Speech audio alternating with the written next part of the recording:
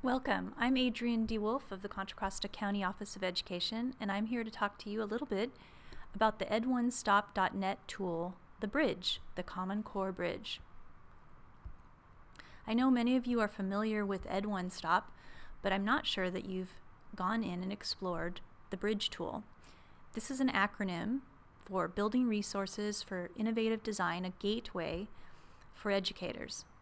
And the idea behind it is that this gateway connects educators and the Common Core standards with innovative digital resources.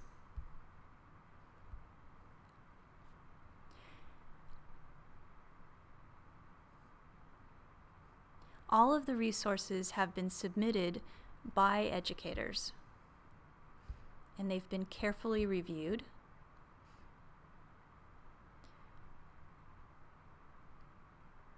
So they all include a brief description and a teacher prompt.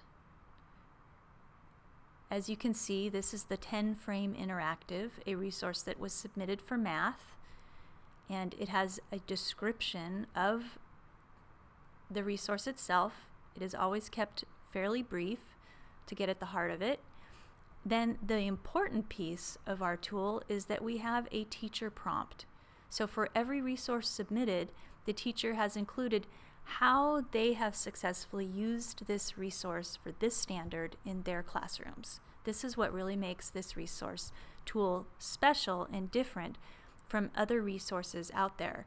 There are lots of things that you can search that supposedly align resources to the standards, but often it can be frustrating because it'll align to so many standards in such obtuse ways.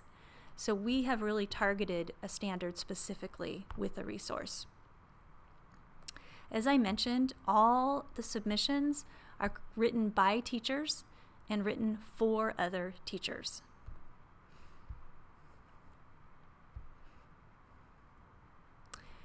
We don't want the tool to be just one voice, so not just the county office, but we want all teachers in Contra Costa County and beyond to have a voice to share great resources.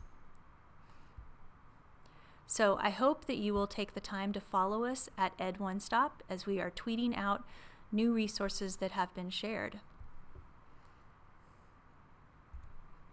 I'm going to go ahead and go to the Bridge tool now.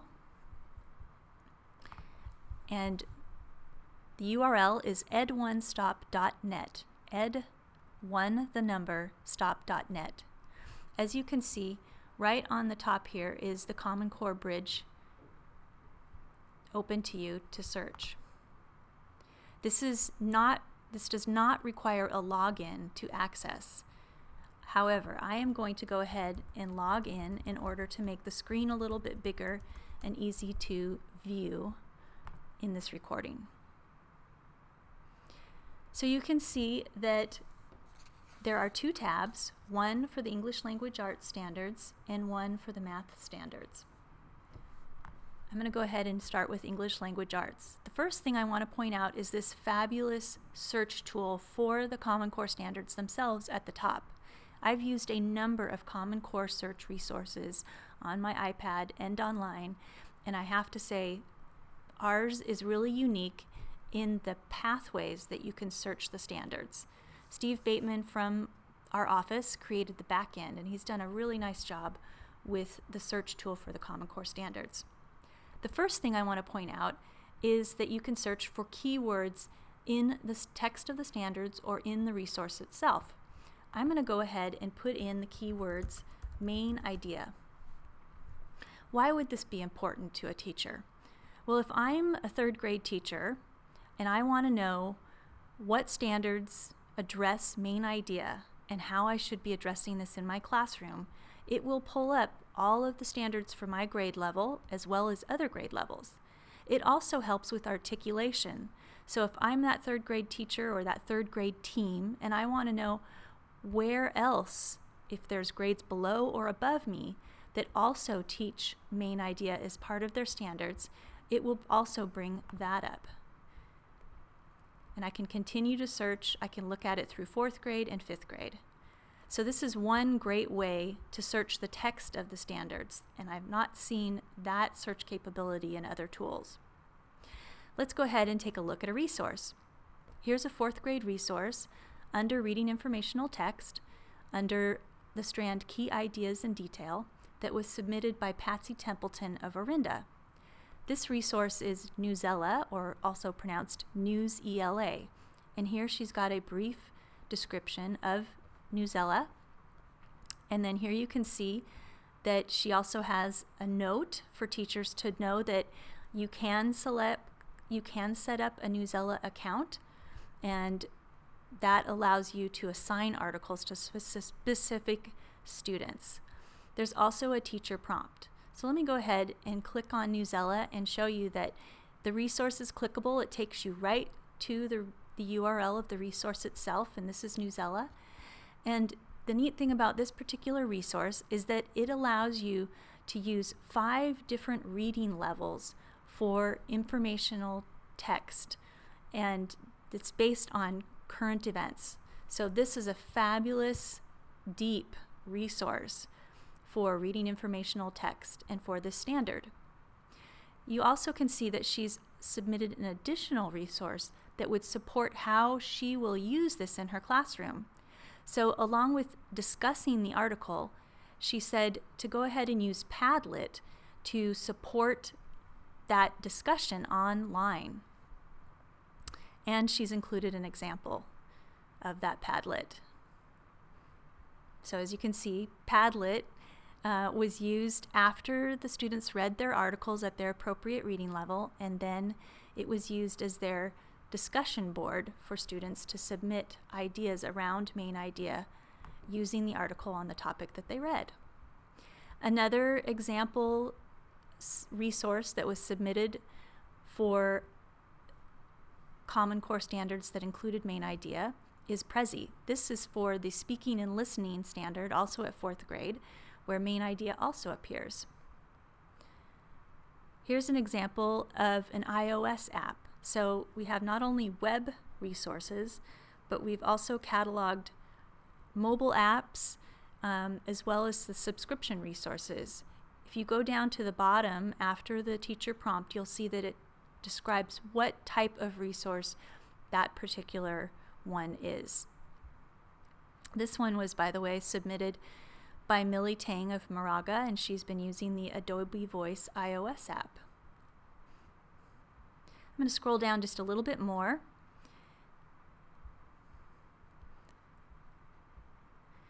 To the bottom here, and you can see at 7th grade, Brain Pop was submitted.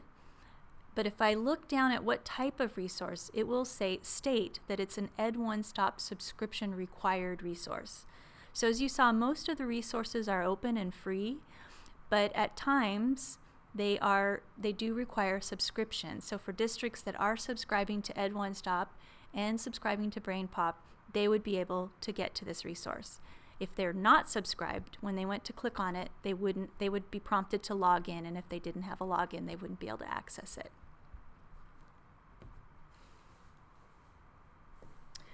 So those are some examples of language arts standards and resources that contain the main idea. I'm going to go ahead and go back up to the top. I'm going to clear all. And now I'm going to show you a different way that you can search. We did a keyword search for this text of the standards. You can also search for keywords in the resource itself. So for example, let's suppose that I am new to my classroom at my school, and I'm a teacher, and I am wonderfully provided a classroom set of iPads, and one of the apps on the iPads is Haiku Deck, and I'm not familiar with it. I could go in here and see if other teachers have submitted anything around Haiku Deck. So if I simply put haiku in the keyword of the resource, it will bring up Haiku Deck that's been submitted or been included on the iPad that I'm trying to use with my students. And here you can see this one was submitted by Patricia McCauley of San Ramon Valley, and she's got an example of how she assigns academic vocabulary from a current unit of study, and that students access Haiku Deck to create subject area specific vocabulary presentations. And then she's got some examples. So this is the other great thing about this tool, is that whenever possible, teachers have included supporting materials that you could utilize. So she's got some examples of 4th grade haiku deck presentations that her kids created for that particular standard. So you can see the academic language that they're using and the definition, as well as in haiku deck, it's very image driven. So they've had to select an appropriate image that would really embody that term.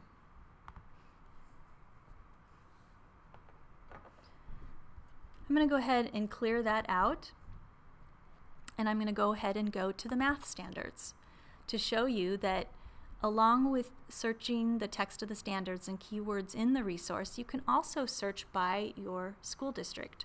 So for example, let's say I am Lafayette School District and I want to know if any of my teachers have submitted standards. And as you can see, there are several different Lafayette teachers that have submitted standards to our tool.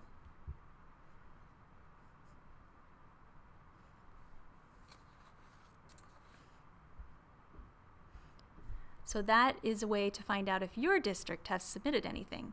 Now, if your district has not submitted something, do not be upset, because this is an open submission tool. So you'll see in some places, this is a kindergarten standard, that there is no resource that's been submitted. If you click here, it will take you to a submission form where you can submit your standard, your resource to go with that standard, as well as include your name and district in order to give them credit.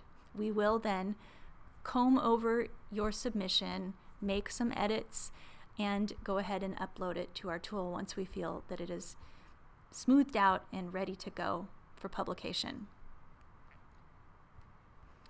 You can also search by a particular grade level. So if I go over here to the left side filters, I can simply search the grade I'm looking for, and then I can drill down even further to the domain, for example. So I'm going to go to functions, and we worked with several middle school math teachers last year, and they did a great job at submitting some really usable resources. I'm going to scroll down a bit to Brett Laurie's submission of the Desmos graphing calculator, which some math teachers are probably familiar. And he's given a specific example of how he uses the graphing calculator for this particular functions standard. So it says, following a class discussion of graphing equations, students will use the website to create a linear graph, then include functions to create non-linear graphs, including circles, parabolas, or ellipses. Graphs can be limited to certain values to create any picture or a student can imagine. So again, a great resource submitted by a teacher in our county around 8th grade functions. Here's another one that Brett submitted, and I'm going to scroll down to this one, which is called Graphing Stories, that was submitted by Carlene Steelman, also of Moraga. And she has created this, or submitted, this Graphing Stories resource, which are very brief videos with pauses for questions for students to learn and talk about different functions in the real world that you might graph. So this is an example of pumping up a football and graphing that real world familiar scenario for students. So what a great way to grab students and tie in, make graphing accessible to them and understand why it might be important. She's even got a tip here. She says graphing stories would be a great warm-up or an exit ticket to check for understanding. The limited time needed and ability to quickly check for understanding make them an ideal learning tool. And she's also included an extension. So when possible, teachers have, again, added any additional notes or tips or supporting documents that you can download and utilize in your classroom. So that was a brief tour of the ed1stop Bridge tool. I hope you will now take some time to go to either English Language Arts or Math and use those search windows to find some resources for a standard that you use in your classroom, maybe something you're even doing next week, so that you could really put this to use. Don't forget to use the Clear All button in between your searches so that it's not layering those different layers of filters upon one another, but just searching for that one thing that you want. All right, well, thanks for listening. This is Adrienne DeWolf of the Contra Costa County Office of Education signing off.